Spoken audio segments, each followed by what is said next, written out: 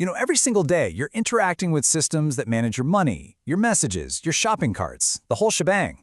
But have you ever stopped to think about what's going on under the hood? There's this whole set of invisible rules, a hidden architecture, that's stopping it all from descending into complete chaos. So today, let's pull back that curtain and check out the brilliant, hidden logic that keeps your digital world from falling apart. Okay, just think about this for a second. Let's say a guy named Rohit has just enough cash in his account for one specific purchase.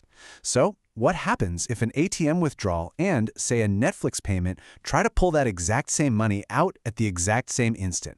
And this isn't some weird theoretical puzzle, This is a super high-stakes problem that databases have to solve millions and millions of times a day. So, to figure out how it's done, we're going to walk through 4 pretty key concepts. We'll kick things off with the basic structure, then we'll see how data stays consistent, we'll explore the guarantees that protect every single action, and then finally, we'll solve that race condition thriller we just talked about. All right, let's start with the absolute foundation, the incredibly organized world of what we call relational databases. You've probably heard of the language used to talk to them, SQL. The best way to think about a SQL database isn't as some messy data dump. No. It's much more like a perfectly organized, gigantic, and honestly very strict digital filing cabinet. It's built on this whole philosophy of structure and order, where everything has its own designated place and the rules are not to be broken. The building blocks themselves are actually surprisingly simple. So first you have tables. Just think of them like separate spreadsheets for customers or orders. Then you have columns, and these define exactly what kind of information goes in each slot. So you can't just put a person's name in the salary column, for instance. And then here's the real magic, relations. This is the glue that links everything together so you don't have to repeat a customer's address on every single order they ever make. In all this rigidity, it isn't a limitation, it's the main feature. It's what makes these databases the absolute gold standard for any system where accuracy is totally non-negotiable. We're talking financial records, inventory management, airline reservations. You get the idea. You need that kind of strictness when mistakes cost real, actual money. Okay, but just having a structure isn't quite enough. We also have to make sure the data inside that structure is consistent and reliable. And this brings us to a really powerful concept called normalization. Just take a look at this table. See the problem here? For every single exam A. Smith takes, we're repeating her name and her house team, Gryffindor, over and over again. This is what we call data redundancy. And let me tell you, it is a ticking time bomb for errors. What if she changes houses? Well, the risk is data inconsistency, total chaos. If you have to update her house in 10 different places, you're bound to miss one. And then suddenly your database is claiming she's in 2 houses at once, and you can't trust your data anymore.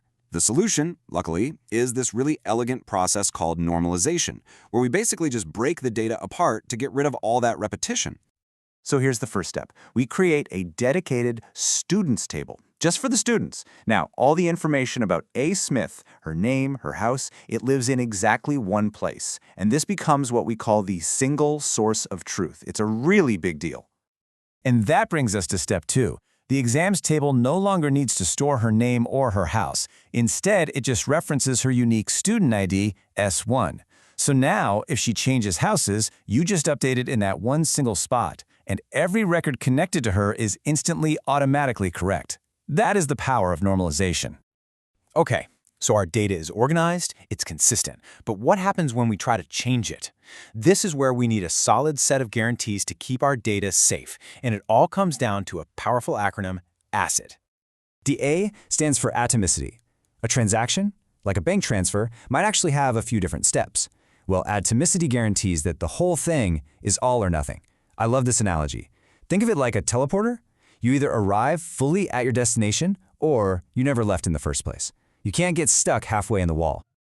Next up is C for consistency. This is basically the database's internal rulebook. It has these built-in rules, these constraints, like an account balance can never go below 0. And any transaction that tries to break one of those rules, blocked, rejected. The integrity of the data is always protected.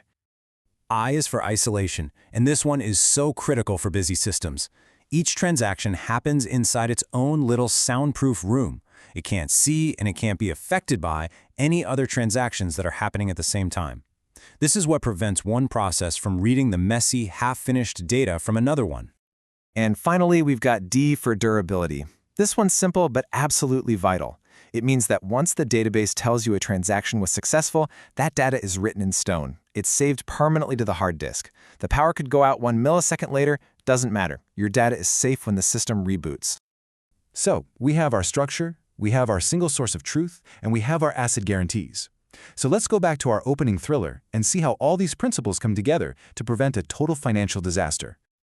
So here's the setup one more time. Rohit has 1,500 INR. An ATM wants to give him 1,000, and at the same time, Netflix wants to debit 1,000. And the catch, of course, is that both of these things are happening at the exact same millisecond. Without ACID, here is the nightmare scenario. The ATM reads the balance and sees 1,500. But before it can finish, Netflix also reads the balance and sees the same 1,500. So the ATM dispenses the cash, and Netflix takes its payment. They both think they were successful. And the result? The bank has just lost 1,000 INR because the account was allowed to be overdrawn. Now, let's see the ACID solution in action. The ATM transaction starts and immediately puts a lock on Rohit's account. Because of isolation, when the Netflix transaction tries to read the balance, it just hits a wall. It has to wait. So the ATM finishes its work, updates the balance to 500, and only then is the lock released. Now, Netflix can proceed. It reads the balance, sees there's only 500 INR, and correctly declines the transaction. No chaos, no lost money. Ultimately, without these rules, the system just ends up with a negative balance, which is a real financial loss for the bank. These integrity principles we've been talking about, they're really the only thing standing between order and that kind of digital chaos. I mean, from booking a concert ticket to updating your social media profile, these hidden rules of structure, consistency, and safety are just working tirelessly behind the scenes. So now that you know they exist, where else can you spot their impact? Just making sure your digital world runs smoothly.